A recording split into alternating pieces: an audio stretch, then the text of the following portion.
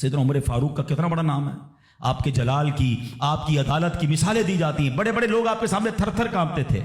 حضرت عمر کا حال یہ تھا، آپ کا گھر میں انداز کیا تھا کہ ایک شخص آیا کہ میں حضرت عمر کے پاس جاؤں اور بتاؤں میری بیوی جو ہے مجھ سے اس طرح بات کرتی ہے، اور میرا وہ انداز نہیں ہوتا جو شوہر کے سامنے ہونا چاہیے، ہوتا ہے گھروں میں ہو جاتا ہے۔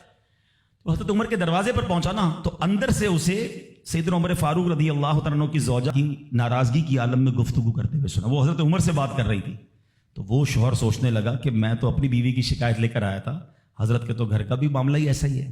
تو وہ کہتے میں واپس ہونے لگا، حضرت عمر نے بلا لیا، کہا کیوں آئے تھے؟ تو کہا کہ میں تو حضرت اپنی بیوی کی شکایت کرنے آیا تھا، مگر میں آپ کے دروازے پر آیا، آپ کے گھر کا ماحول دیکھا تو میں سمجھ گیا ہم دونوں ایک ہی معاملے میں ہی ہیں، آپ کا بھی ویسا ہی حال ہے۔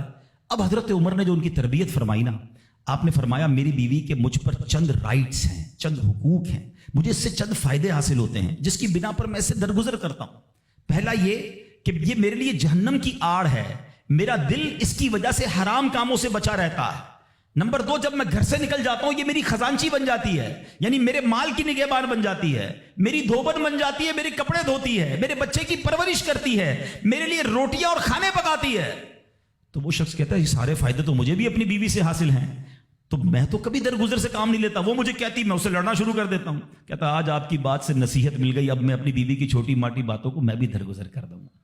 کتنی پیاری بات بتائی، ہم وہ ساری باتیں بھول جاتے ہیں، ایک غلطی پر پکڑ لیتے ہیں، ایک غلطی پر ڈانٹتے ہیں، ہر غلطی پر جناب ایسا نہیں ہوتا، ہر غلطی کی سزا سزائے موت نہیں ہوتی ہے، ہم غلطیاں نہیں کرتے۔